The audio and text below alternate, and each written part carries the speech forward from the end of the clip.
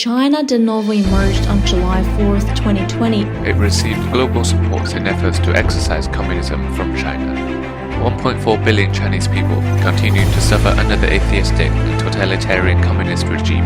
Join the whistleblower movement and save the world from COVID-19 and the evil mastermind behind it.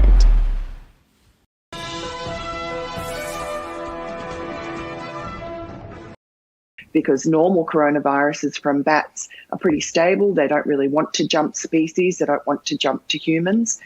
So you have to get them in the lab and muck around with them and do this gain-of-function research, which is very dangerous. Was actually banned in America in 2014 for 3 years.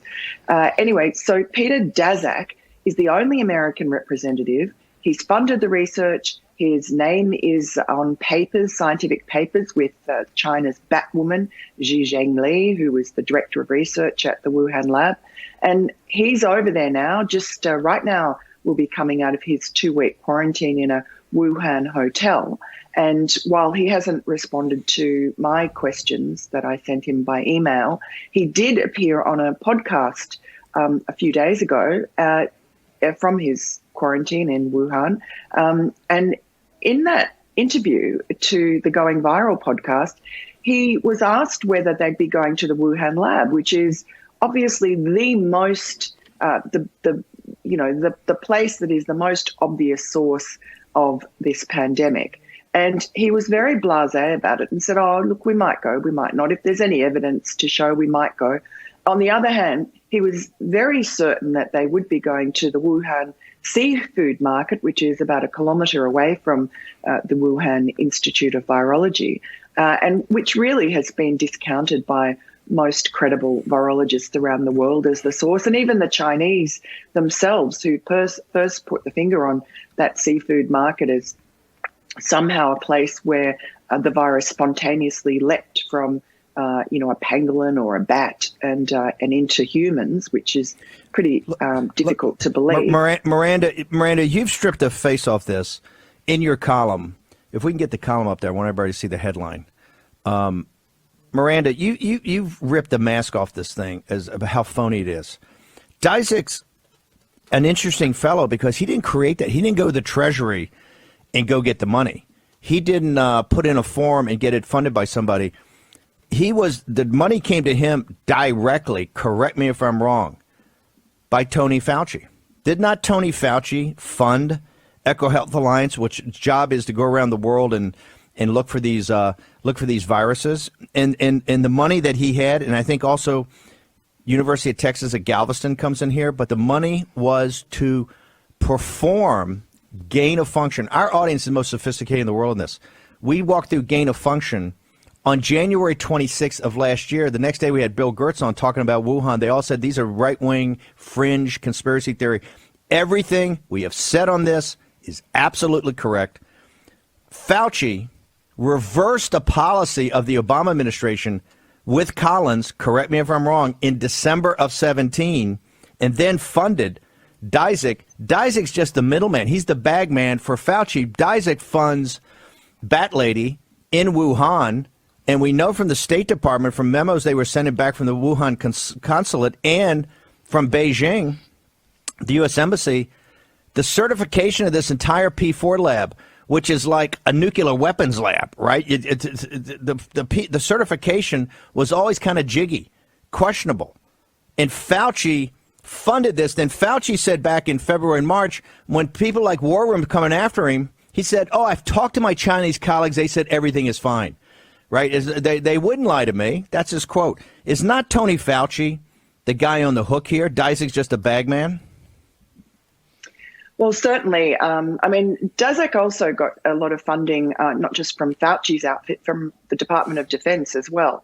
And the gain of function research, the two of the most vociferous proponents of it and defenders of it are Anthony Fauci and Peter Daszak.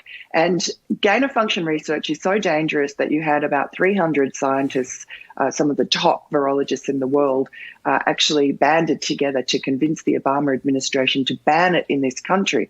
But the tragic irony of that is that Anthony Fauci and Peter Daszak's research continued only it was done offshore in China in the Wuhan laboratory. That gain-of-function research into these bat coronaviruses that were found in a mine shaft 1,000 kilometres away from Wuhan, where 3 miners were killed after inhaling huge quantities of basically the dust of bat feces because they were in there trying to clean it out.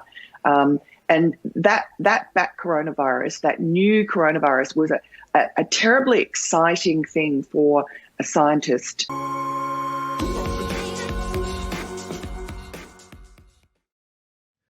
大连、沈阳、通化、北京、河北，听说这两天蒙古又开始了，这些病毒的整个隔离和把整个城市给封闭所导致的负面效应，对共产党的执政和所谓的为人民服务的党还是日人民的党，还是日人民日报这个报还是一切都是党的，一切都听党，爹亲娘亲不如党亲，和为人民服务的矛盾性在这几次事上，就不要说武汉了，全部是显出来了。聪明人多着呢，这些人都被搞明白了，这为人民服务就这么服务的。现在不检查你的鼻子了，要检查肛门，老少男女通吃。我估计中南坑的人都不想在中南坑待，都去检查肛门去了，检查核糖核酸全党吃屎，全党检查肛门，全党抢着检查肛门，这成为人类上可能有史第一次到少部分人被双休，或少部分人妈妈、女儿一家人和儿媳妇被双休，被孟建柱一个人双休，到现在是党要检查全国人民的肛门。从过去的中南坑为人民服务，和现在中南坑门口的最大的牌子为人民服务还有人民日报被译为日人民日报，变成了为人民服务雾霾变成雾霾，现在要为人民检查肛门。服务方式变了，服务手段变了，而且是强迫性的。你不让被服务那不行可以把你打成犯罪分子你不让检查肛门那就要你进监狱不但检查你肛门，前门后门都得给你检查了。战友们，这是多可怕呀！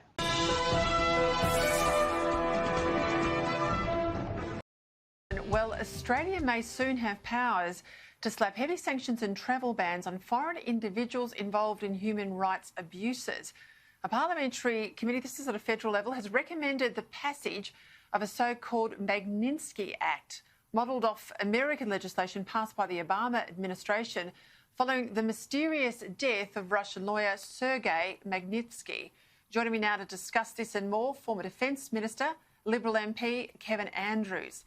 Kevin, thank you for your time. This is very important. I know we talked about it a little bit last year, but events have moved along. You chaired an inquiry which has recommended to the Parliament that this is passed, this legislation. Tell us what happened to Sergei Magnitsky. Sergei Magnitsky was employed by a financier, Bill Browder, to look into and investigate in Russia essentially fraud by Russian tax officials of something like $240 million that went missing. What he discovered was that there was fraud on the part of the tax officials. A consequence of that was that he was charged, jailed, and eventually tortured and died in jail for having exposed this corruption on the part of the Russians. Then Bill Browder campaigned around the world to introduce legislation to be able to sanction these types of officials. This was taken up in the US by Senators Benjamin Cardin and the late John McCain, and eventually the US passed legislation. Help me understand, or help my viewers understand, why you think we need our own Magnitsky Act here in Australia. Why is it warranted? Well, it's like comparing a car from the 1950s to a modern model. The autonomous sanctions legislation is quite limited in the way in which it can be applied. It tends not to be applied by Australia at all. It applies generally to countries rather than individuals. So the Magnitsky-type legislation is much more precise and can go after those individuals who are involved in human rights abuses and corruption. You've written recently about Xi Jinping. He's put a book out. I don't suppose he's written it, but his name's on the title. And it's all about how he sees governance in China. He made some pretty strong comments at Davos that the strong should not bully the weak. Now, aside from the hypocrisy and all of that, Kevin, where are things headed in this sort of pretty turbulent times we have between Australia and China? You're a former defence minister. Where can we make some ground, at least in an economic sense, but maintain our strong views on our sovereignty and our region? Well, we have to be clear-eyed about China. Under Xi Jinping, China has become more internally repressive and more externally regressive. That's a fact of life. You see in China, surveillance of citizens, censorship of the internet. You see this repression against not only the million or so Uyghurs in re-education camps, but anybody of any other religious faith, whether it's a Buddhist or a Christian or who else. You've seen the crackdown in Hong Kong. So we have to be realistic about China. And I think one of the silver linings, if you like, of COVID was that most Australians these days have taken the blinkers off their eyes about Xi Jinping's totalitarian regime. That's the first thing. The second is, yes, we continue to trade, but we do it on our terms as well.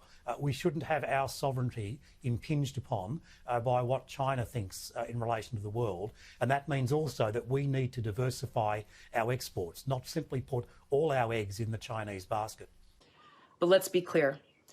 The John Brennans, Adam Schiffs, and the oligarchs in big tech who are trying to undermine our constitutionally protected rights and turn our country into a police state with KGB-style surveillance are also domestic enemies.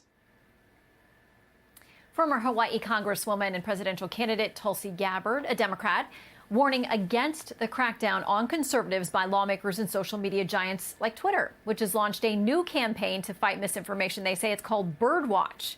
The move comes as more prominent figures report getting canceled. MyPillow CEO Mike Lindell has been banned from Twitter, he says, over objecting to election results and raising questions about fraud. And the CEO of Goya Foods says he's done with media appearances after a report that the Goya board censured him for his comments over alleged election fraud. So let's bring in biotech entrepreneur and author of the upcoming book Woke Inc., Vivek Ramaswamy. Great to have you with us. Thanks for having me. So I know that you have concerns that the more censoring and silencing there is of certain groups of people, it's only going to further the divide in this country where we don't have a place to have a conversation or to listen to each other or trade ideas. That's right. We're no longer debating about ideas. We're debating about who to cancel. And that, to me, is cancel culture on steroids. And to me, this Birdwatch program is actually the natural evolution of what we saw start 2 weeks ago. First, the liberal wing of Congress makes threats to social media companies, delegates their dirty work of censorship, which they can't do under the First Amendment, to these social media companies. And now, of course, the next step is the social media companies delegate that work to their users. And so this is going to divide Americans, turning everyday Americans against one another, going against the call for unity that we heard in that inauguration speech just last week. President Joe Biden is killing jobs at home. China is exerting its power over our universities. A Huawei employee now claims he was the ghostwriter for a 2019 article supposedly written by MIT's Nicholas Negroponte, in which he defended Huawei against President Trump. Huawei, it turns out, has funded MIT and Negroponte's media lab for years. How about that? And by the way, it's just an interesting coincidence. Negroponte's brother is none other than Nicholas Negroponte, the former director of national intelligence. The Department of Education is investigating MIT for concealing donations as well from Huawei. They might want to turn some of this over to actually our law enforcement and intelligence agencies for investigation as well, don't you think? Well, joining me now is Fred Fleitz, former CIA analyst, former chief of staff at the National Security Council, now president and CEO of the Center for Security Policy. Your reaction, Fred, first of all, it's good to see you, but your reaction to the news that a former DNI's brother is accused of, having money that wasn't reported from China, and also his articles supporting Huawei were ghostwritten by Huawei employees, according to those allegations. Your thoughts? Lou, it's good to be here. Well, I knew John Negroponte. I can't imagine he had anything to do with his brother being involved in this, but this just shows the global threat that China poses to our security and international security. And my real concern here... Wait, Fred, excuse me, let me interrupt. I ask you really a straightforward question. Isn't this disturbing that we have this at MIT? You're talking about the brother, John and Nicholas Negroponte, brothers, and one of them, the head of DNI, again, CIA is not investigating this apparently. The FBI is not investigating. It's the Education Department. How big a bunch of fools are we going to play to be? This is outrageous. I think it's very outrageous, and I believe that China has enormous influence in academia, in where sensitive research is being done. And the Trump administration was getting after China on this, and I don't think the Biden administration understands this threat. And what I was going to say, what troubles me, is that Biden appointees could not bring themselves to call China an adversary. This is DNI Haynes, the new Secretary of Defense Austin. They said China is a competitor, Lou, not an adversary. Right. France is a competitor. China is an adversary or an enemy. And if the Biden administration can't call it an adversary, we're in for trouble. Well, I think we're in for trouble, and I know that you think so as well, because words matter. And the words that are being used here are absolutely, it's scurrilous to see this kind of nonsense. We're talking about over 400,000 Americans dead. We're talking about 25 million Americans infected by the China virus. And we've got people talking about the biggest issue, including the president apparently. The biggest issue is xenophobia, and that it's xenophobic to call the China virus, which originated in China, the China virus. I mean, are we really in that deep an Orwellian pit? Your thoughts? The Chinese government sees this. They see that the Biden administration wants to deal with it multilaterally through consultations, that they're going to drop the Trump administration's confrontational and what they claim is warlike approach to China. China can't wait. The pressure will be off. Their economy will soar because their cheating international trade will soar. They're all ready to take advantage of what they see as an extremely weak and naive U.S. president. Is it just geopolitical theater that the Theodore Roosevelt strike force is in the South China Sea, and at the same time the Chinese are launching overflights of dozens of aircraft over Taiwan? Are Xi and Biden just playing on the world stage here to make it look better for Biden? I don't think Xi is worried about Biden at all. And I think these flights of Chinese Air Force planes over Taiwan is very serious. It sends a message to the world, to Taiwan and to the United States, that China does plan to take over Taiwan, that invasion is coming. And I got to tell you, we cannot show weakness to China right now, because that day could be moved up substantially if that's what Biden is going to communicate.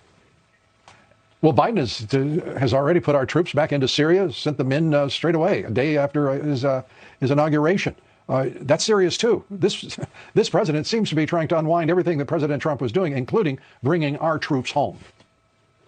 I think that's right. And I mean, a related issue can't get in here is the Iran deal. I think Biden is determined to rejoin this deal, and Iran knows it. It is trying to put preconditions down. So whatever talks we start will be on Iran's terms. And Lou, we will get a deal worse than Obama's deal at this rate. Well, perhaps we will get lucky. I'll admit, our luck looks a little shaky here of late. Fred Fleitz, good to have you with us. Thanks. But what for me is important is to say that I hope we will see a reset in the relations between the United States and China with different dimensions. It is clear that in human rights there are two completely different views, and it is clear that in human rights there is no scope for an agreement or a common vision. There is an area where I believe there is a growing convergence of interests, and my appeal is for that area to be pursued by the two sides together with the whole of the international community, and that area is climate action. 蓬佩奥发推称，很高兴2月1日正式以荣誉会员的身份加入哈德逊研究所，期待为哈德逊研究所促进美国领导力和全球参与的使命做出贡献。重要的是，我们要始终做到美国优先。严博士发推表示，美国务院最近解密的情报资料再次验证了新冠病毒起源于中共国唯一的高安全性且与中共国军方有关系的武汉病毒研究所。日经亚洲新闻消息，中共支持的公司在菲律宾失去价值100亿美元的机场项目。日经亚洲刊文，中印开始一场疫苗战争，缅甸周3开始新冠疫苗注射，他们更愿意接种印度的疫苗而不是中共国的疫苗。香港自由新闻报道，澳洲一位高级部长周3批评习近平在达沃斯论坛的讲话，并指出其言行不一致。美新任国务卿布林肯1月27日参加纪念2战纳粹德国对犹太人种族灭绝和纪念大屠杀遇难者的活动。他说自己岳父曾逃离集中营。早前，美国认定中共对维吾尔族犯下种族灭绝和反人类罪。美驻联合国大使候选人托马斯·格林菲尔德在1月27日参议院外交关系委员会听证会上表示，将反对中国摆在首位，并说到中共对美安全价值观的威胁。通化封城封户、居民生活物资短缺的消息在网络迅速传开，中共大内宣紧急组织大批舆论引导员或网评员加班加点，在网络散播所谓正面评论，混淆视听，掩盖真实声音。近日，多个中共国维权律师遭当局吊销律师执业资格。1月27日，曾代理709王全璋案的律师奚湘栋被山东司法厅以不服从审判长指挥、干扰法庭、违反律师法之名，拟吊销其律师资格。吉林通化生活物资短缺，1颗白菜、4个萝卜60元，政府明面拿出20元，老百姓承担40元。疫情封闭管理已成为政府敛财手段，相信共产党走进火葬场。日前，中共央行货币委员会委员马骏在一个官方专题研讨会上提出，应从今年开始永久取消 GDP 增长目标， GDP 数字作为预测而不作为地方政府官员业绩指标。中共经济处在崩溃边缘， GDP 造假也难以为继。中共喉舌环球网报道，疫苗专家邵一鹏接受《环球时报》专访时称，中国80%人接种疫苗才能群体免疫。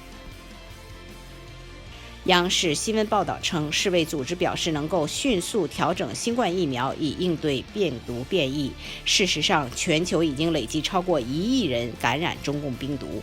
世卫组织配合中共掩盖病毒疫情真相，一丘之貉。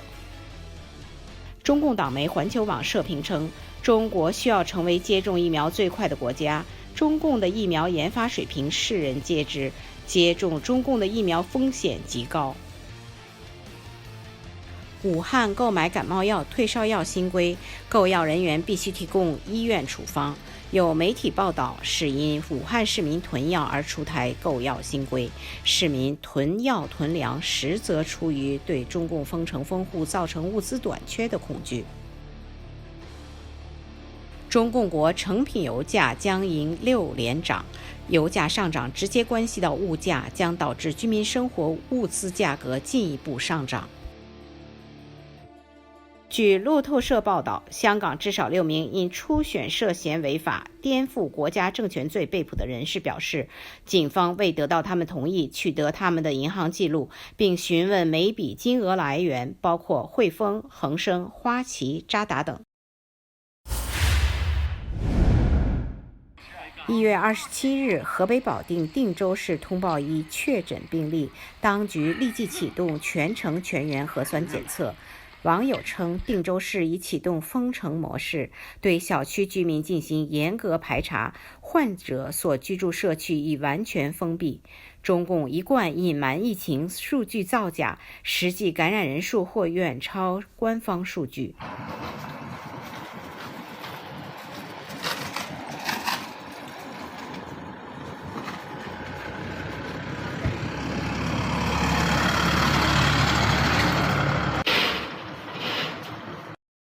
哈尔滨疫情持续，网友传1月27日晚，平房区、南岗区2小区被封闭管理，只许进不许出，防疫车、警车出动，并且未有官方消息报道。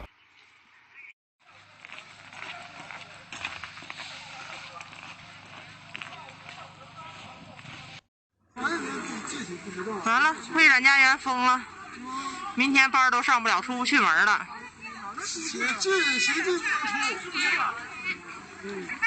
外卖都不让出了。谢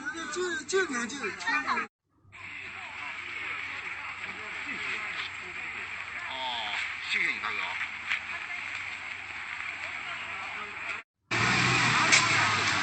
会展家园只许进不允许出来了，封门了。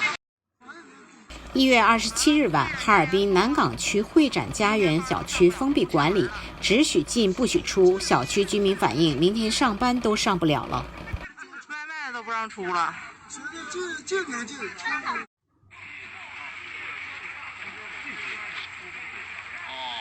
谢你大哥。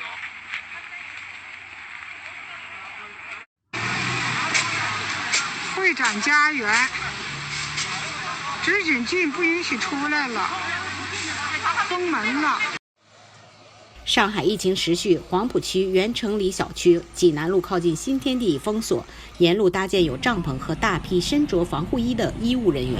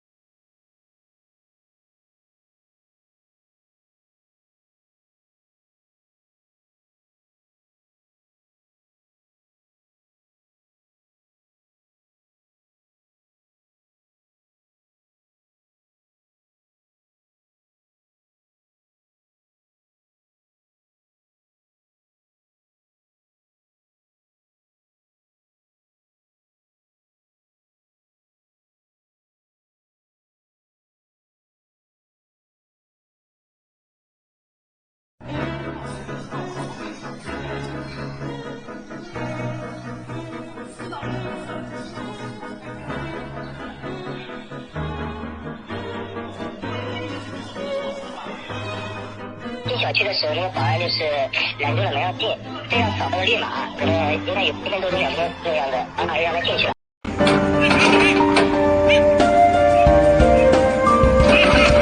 就是以前他的小狗的窝，他经常在那肯定有屁事的，然后像看到他的窝那个。把他那个发言嘛，我是截图到另外一个群的，不是在他本人在的群，我就说了一句说看这个草包这是怎么回3号，他们大概是4点钟左右到5。我们基层干部，我们做了，我们都是按规按矩事。如果有老板不妥善一部门，以调查还是为。怎么回事啊？门口怎么关着了啊？那个他凭什么关呀？不让出门，现在还控制什么了？不是什么都做完了吗？怎么还不让出门呢？这是什么意思啊？没有人反抗，还是就不让我出家？没限制别人哦，也没人说话哟。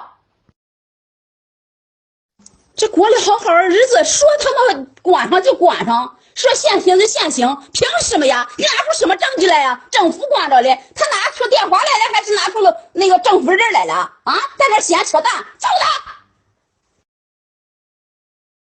Technology and manufacturing sector and take aggressive trade enforcement actions to combat unfair trade practices from China and other nations that undercut American manufacturing.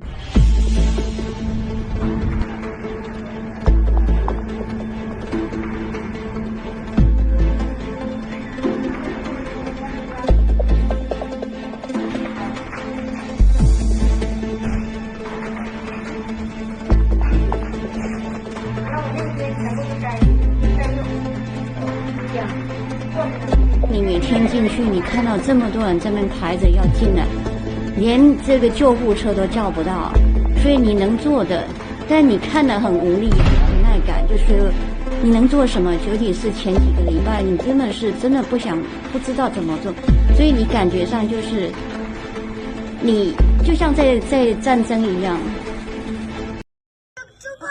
那个是车，这个是车。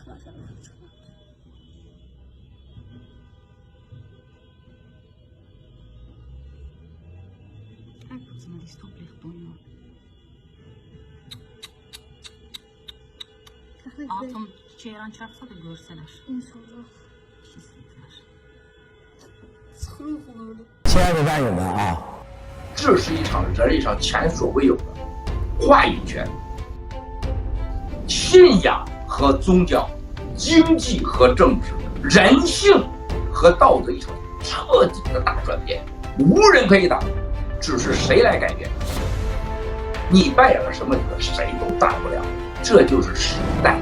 我们真正是感受到了爆料革命这些东西深入咱们战友每个家庭、每个生命的每个部分，都是一家一家的支持爆料革命。爆料革命成了很多战友生命中不可缺少的，而且是五湖四海。而且我真也没想到，世界上原来这么多战友支持我。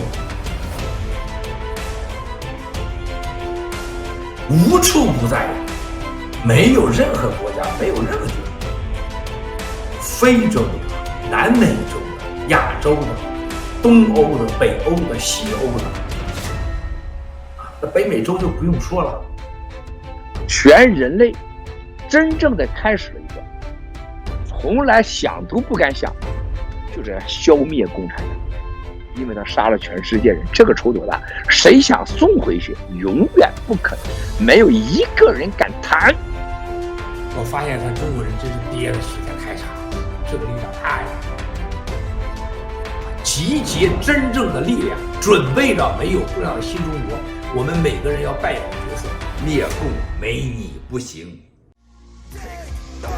CCP, take down the CCP.